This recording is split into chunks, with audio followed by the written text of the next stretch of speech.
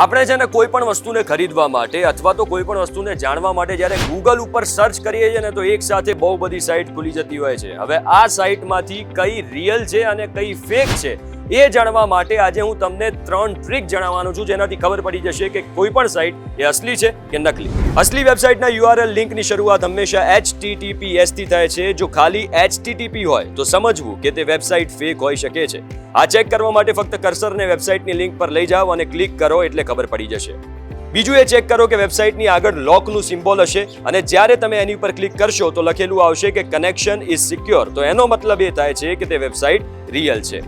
ત્રીજી ટ્રીક એ છે કે જે વેબસાઇટ છે એનો સ્પેલિંગ ચેક કરી લો, કારણ કે ઘણીવાર જે ફેક વેબસાઇટ બનાવનાર હોય છે ને સ્પેલિંગમાં એકાદ અક્ષર આગો પાછો કરી દેતો હોય છે, જેનાથી કોઈને ખબર ના પડે. એટલે સ્પેલિંગ ચેક કરી લો અને આ 3 વસ્તુ કરવાથી તમે ફેક વેબસાઇટથી બચી શકશો.